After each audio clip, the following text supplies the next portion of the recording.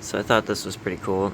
Uh, just using a cheap little Amazon EC thing, and you know, it never really worked, but I found a way to make these things work. You got to make sure you're really in the bottom of your block for sure. It's got to get a lot of water, but it actually really works. I started off at about like 2.6 EC, and as I was watering with, I'm watering with 3 EC. It actually, you could see the runoff start to push out the old stuff, spiked up to like 6.5 EC.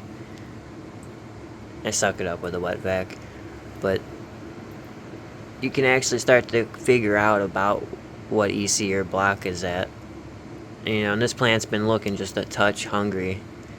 So starting off at like that 2.7, you see the moisture content's really high. That's how you get good readings on these POS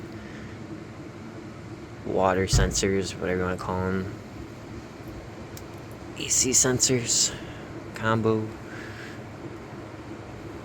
Very neat stuff though. So if you've been considering getting one of these really like cheap ones off Amazon with the probes, you just have to make sure you use it a certain way.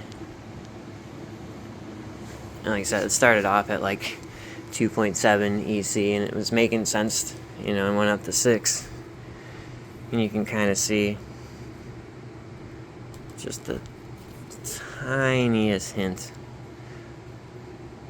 of burn. So I would say that you know, EC getting up to like 6, you know, before you push the runoff through. Because when you water at like 3 EC or 2 EC, as it dries out through the day, the EC is going to rise because, you know, a lot of salts stay behind. Plant doesn't take it all up. It takes up kind of what it wants. And leaves a lot of crap behind. So you really want to try to push some of that out. You know, that tells me that I'm getting too hard of a dry back. You know, I'm watering at 3C 2.7 and I was up to like 6.7 in the morning, you know, which definitely ain't bad. If you got CO2 and a lot of light, plant won't care at all. You know, certain genetics obviously are different.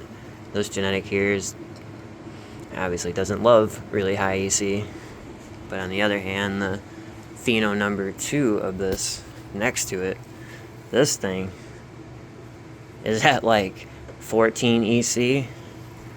And it's loving life. So, you know, and I think it's because it grew so close to the light, it needs that.